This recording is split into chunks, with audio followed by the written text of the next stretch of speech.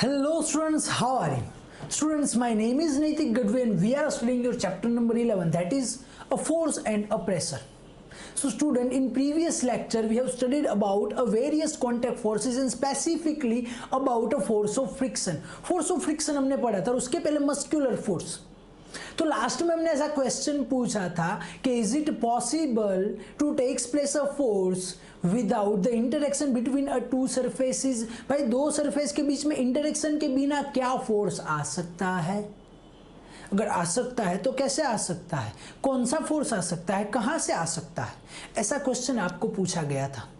Okay, अगर आपने find किया तो बहुत अच्छी बात है, अगर नहीं किया तो आज हम उसका आंसर देंगे। तो आज का हमारा टॉपिक है अ नॉन कॉन्टैक्ट फोर्सेस। हाँ सर, होगा तो सही, लिखा तो है नॉन कॉन्टैक्ट फोर्सेस। ओके, कोई ऐसे फोर्सेस है कि जो कॉन्टैक्ट के बिना टेक्स प्लेस हो रहे, जो कॉन्टैक्ट के बिना डेवलप हो रहे। ओके, तो ऐसे फोर्सेस के जो कॉन्टैक्ट के बिना आ रहे हैं, that is a non contact forces. तो वो कौन से है? तो चलो देखते हैं। First force that is a magnetic force. Yes, we all have played with magnets lots of time, so many times. Okay, magnets हम सभी ने खेला हुआ है। तो मैग्नेट जो है वो कुछ फोर्स लगा रहा है दूसरे मैग्नेट के ऊपर। मैग्नेट जो है वो फोर्स लगा रहा है मेटालिक ऑब्जेक्ट्स के ऊपर। सो इसके बीच फोर्स लग रहा है, तो क्या कॉन्टेक्ट नेसेसरी है कि हर बार आप मैग्नेट को जो आपकी मेटल की नेल है उसके साथ ऐसे चिपका दे तो तभी फोर्स लगता है, या उसके नजदीक थोड़ा सा लेके जाओ तो ही मैग्नेटिक नेल जो है उसके साथ अट्रैक्ट होने लगती है ना? तो it means magnet is a non contact force. Magnet जो है is applying a non contact force on a nail. Okay, nail के ऊपर कुछ नॉन कॉन्टैक्ट फोर्स लगा रहा है, उसके बीच में कॉन्टैक्ट नहीं हो रहा तो भी फोर्स लगा रहा है। तो ये बात हुई कि भाई मैग्नेट जो है वो जो फोर्स लगा रहा है वो नॉन कॉन्टैक्ट फोर्स हो गया। ओके, तो चलो उसके लिए हम एक्टिविटी करते हैं। Activity number 11.6। तो क्या कहा गया कि take a pair of bar magnets, place the longer side of one of the magnets over 3 round shape pencil or a wooden roller as shown in a figure below. Now you have to take a 2 bar magnets. आपको 2 bar magnets लेने ऐसे। Okay, rectangular shape के जो आते हैं bar magnets. And now you have to put your bar magnets the longer side. Okay, आपको कैसे रखनी है? Either on a 3 pencil or a 3 wooden rollers. Okay, आप पेंसिल के ऊपर या बॉल पेन के ऊपर आपको रख देने हैं उसको।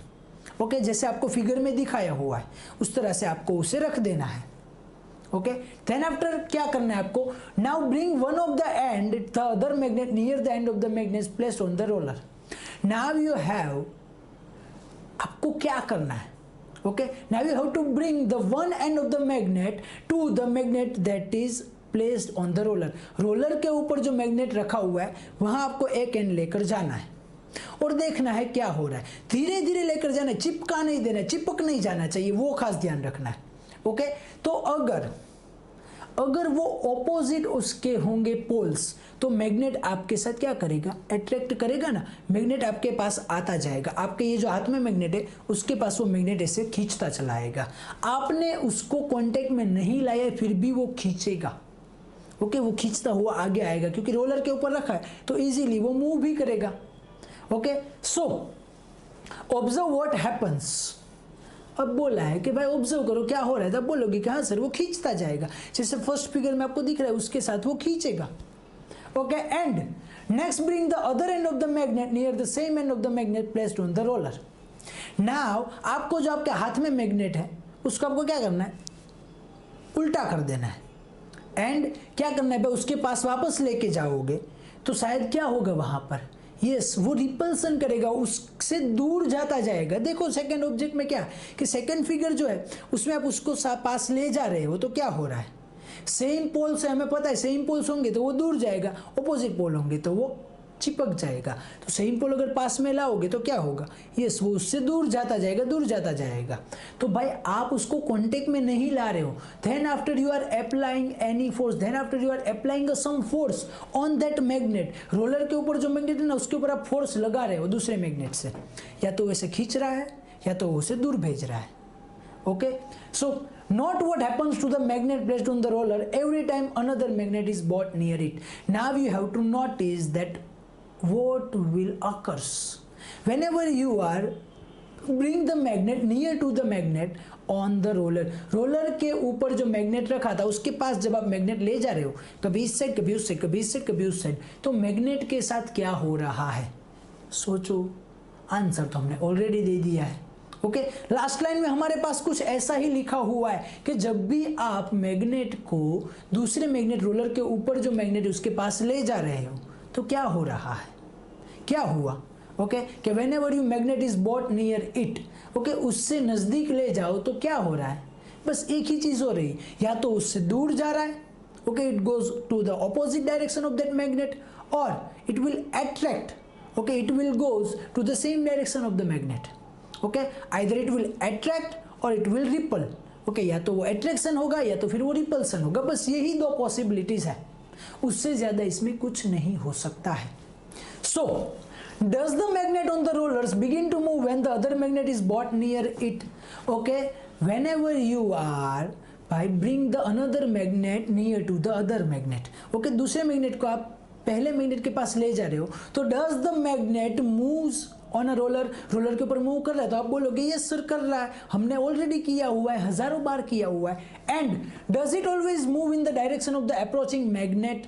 क्या वो हर बार आप जिस साइड मैग्नेट ले जा रहे हो, does it always move to the direction of approaching magnet? Approaching magnet आप इस साइड ले जा रहे हो तो क्या हर बार मैग्नेट इसी साइड जा रहा है?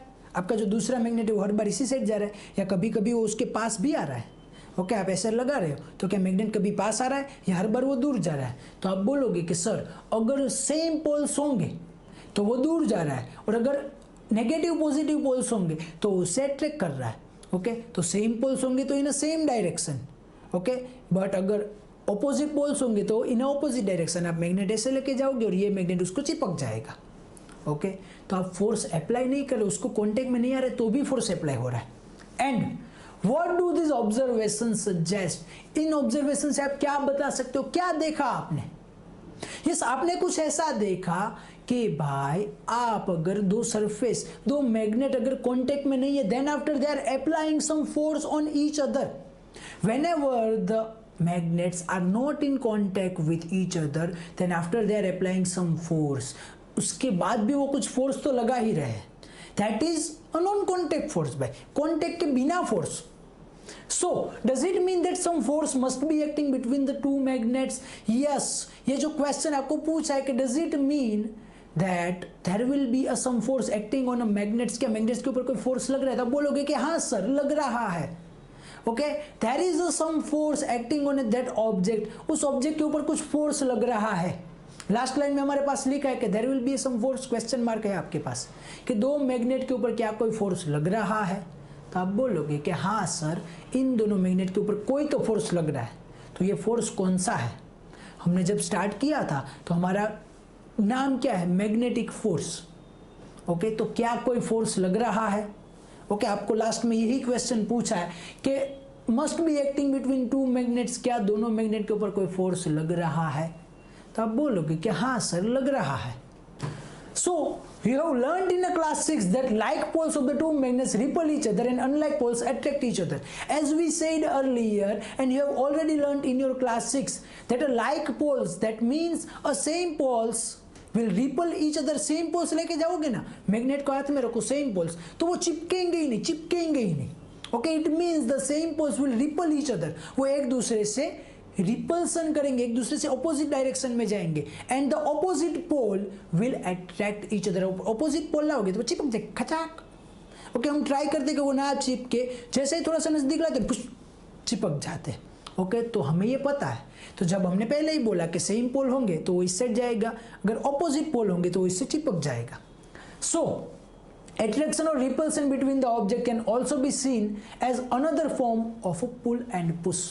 The attraction and repulsion, it is also another form of push or pull. ये भाई push और pull ही है ना भाई। ओके, अगर सेम पोल है और आप उसके बाजू में ले जा रहे हो तो आप क्या कर रहे हो? पुश कर रहे हो या नहीं कर रहे हो? इसी की वजह से आपका मैग्नेट इस डायरेक्शन में जा रहा है। ओके, आप अपने मैग्नेट को एक लोड के साथ, थोड़ा सा लोड के साथ बांध दो, ओके और उसके बाद आपका मैग्नेट सेम पोल से उसको पास ले जाओ तो क्या होगा, वो मैग्नेट दूर होता जाएगा, वो ऑब्जेक्ट दूर होता जाएगा। It means you are pushing that magnet, उस मैग्नेट को पुश कर रहे हो ओके सेम पोल से। तो हमें सभी को पता है उनके बीच कॉन्टेक्ट नहीं, फिर भी फोर्स लग रहा है। एंड जब आप ऑपोजिट पोल लेके जा रहे हो उसके पास ले जाओगे तो वो इसके पास खींचता चला आएगा, इसके इट मीन्स आप उसे खींच रहे हो, खींचना इट मीन्स पुल। तो ये attraction and repulsion is another form of push and pull. Push और पुल का ये अनदर फॉर्म है, हमने ऑलरेडी बहुत सारे फॉर्म देख लिए, तो ये एक दूसरा फॉर्म है क्या, इधर या तो पुश कर रहे हो या तो उसे पुल कर रहे हो। Okay so do you have to bring the magnets in contact for observing the force between them. अब आपके पास क्वेश्चन है कि is it necessary to bring the magnets in contact with each other, दोनों को एक दूसरे के कॉन्टेक्ट में लाना ही पड़ता है टू ऑब्जर्व द फोर्स। आपको फोर्स देखने के लिए क्या दोनों को कॉन्टेक्ट में लाना ही पड़ता है। तो बोलोगे नहीं सर कॉन्टेक्ट में ना लाए फिर भी वो दूर जा रहा है, कॉन्टेक्ट में ना लाए फिर भी वो उसके पास आ रहा है। ओके अट्रैक्ट हो रहा है, रिपल हो रहा है, दूर जाने यानी कि रिपल और अट्रैक्ट होना यानी कि पास आने यानी कि अट्रैक्शन। ओके कॉन्टेक्ट में नहीं है फिर भी फोर्स लग रहे हैं, it means this is a non contact force. Contact में ना आए तो भी फोर्स लगाए, it is a non contact force. Magnetic force का यूज कहां पर होता है, मैग्लेव ट्रेन, बुलेट ट्रेन नाम सुना है ना सभी ने, जापान वालों ने बनाई है। तो वो जो ट्रेन है, ट्रेन की जो पटरियां है that is a magnetic. Okay उसके ऊपर ट्रेन ना हवा में रहती है बेटा, कैसे रहती है, हवा में। ओके हवा में यानी इतनी बड़ी नहीं हाइट होती है, थोड़ा सा गैप होता है, वो जो गैप है उसी की वजह से वो ट्रेन के बीच फ्रिक्शन बहुत कम लग जाता है, उसी से वो 500-700 किलोमीटर पर आवर की स्पीड से जाती है। ओके तो यहां पर उन्होंने क्या किया, सेम पोल। ओके इतना बहुत जबरदस्त लोड उसके ऊपर है तो भी वो अट्रैक्ट तो होंगे ही नहीं, चिपकेंगे ही नहीं। क्यों, क्योंकि सेम पोल है, हमें पता है सेम पोल चिपकेंगे नहीं। आप बहुत ट्राई कर लेना, हार्डली ट्राई करोगे ना तो बहुत हार्ड करने के बाद वो शायद थोड़ा सा चिपकेंगे, डायरेक्ट रिपल हो जाएंगे। बड़ा मैग्नेट होगा तो भाई मर जाओ ना तो भी नहीं चिपकेंगे। ये पूरी ट्रेन नहीं चिपकती है तो आपके हाथ के फोर्स से तो क्या चिपकेगा, मेरे हाथ के फोर्स से तो क्या चिपकेगा। ओके तो मैग्नेटिक फोर्स बहुत काम का है। ओके इसी से हमारी जो मैग्लेव ट्रेन है ना ये भी चलती है। सो a magnet can exert a force on another magnet without being in contact with it. As we said that a magnet can exert a force on another magnet without the contacting with it. उसके साथ contact किए बिना ही वो force लगा सकता है। ऐसा जरूरी नहीं है कि कांटेक्ट में आने ही चाहिए, वो तो फोर्स लगाता ही है, ये हमें पता ही है। So the force exerted by magnet is an example of non-contact force.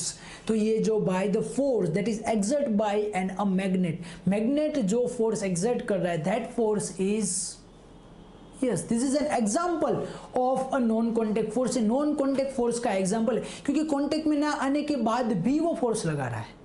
Okay यहाँ पर नॉर्थ पोल, यहाँ पर नॉर्थ पोल, दोनों को अगर मैं चिपकाने की ट्राई करूंगा नो, यहां से मैं बहुत फोर्स लगाऊंगा ना तो ये इस साइड चला जाएगा पर कांटेक्ट में तो नहीं आएंगे। तो without in being contact with each other they are applying the force on each other. Contact में आए बिना ही वो फोर्स अप्लाई कर रहे हैं, that's why this is an example of non contact force. Non contact force का example है।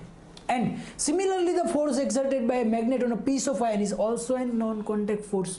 Okay ऐसा नहीं कि मैग्नेट दूसरे मैग्नेट के ऊपर ही फोर्स लगा रहा है। Okay Similarly, the force that is exerted on a iron piece, okay, ion के पीस के ऊपर जो मैग्नेट फोर्स लगा रहा है that is also another example of a non-contact force. वो भी नॉन कॉन्टेक्ट फोर्स का ही एग्जाम्पल है। ऐसा तो नहीं है कि भाई मैग्नेट और मैग्नेट के बीच ही फोर्स लग रहा है, वो आयन के किसी भी ऑब्जेक्ट के साथ फोर्स लगा रहा है। It means it is a non contact force. Clear भाई, मैग्नेटिक फोर्स है वो नॉन कॉन्टेक्ट फोर्स ही हमने समझ लिया। पहले तो हमने यही समझा कि क्या नॉन कॉन्टेक्ट फोर्स होते हैं, तो आपने बोला हाँ सर होते हैं ना, मैग्नेट है ही। ओके तो magnetic force is the example of non contact force, याद रखना है। तो क्या कोई और भी फोर्स होगा? हर बार लास्ट में एक क्वेश्चन कहां से आ जाते हैं, हर बार लास्ट में थोड़े से क्वेश्चन तो आएंगे आपके लिए, आपको ये फाइंड करने, आपको ये सर्च करने। ओके तो is there any another non contact force available? In our earth, हमारे अर्थ के ऊपर क्या कोई और भी नॉन कॉन्टैक्ट फोर्स है कि कॉन्टैक्ट में ना आए फिर भी फोर्स लगा है? वाह वाह वाह, ये तो राइमिंग होगी कि कॉन्टैक्ट में ना आए फिर भी फोर्स लगा है, ऐसा कोई फोर्स है हमारे पास। ओके, ऐसा फोर्स अगर है तो फाइंड करना है। ओके, फाइंड करोगे तो अच्छी बात है, नहीं करोगे तो हम तो बैठे ही है, हम तो बताने ही वाले हैं। क्लियर? चलो तो इस लेक्चर में इतना ही रखते हैं, आगे का देखेंगे नेक्स्ट लेक्चर में। Thank you.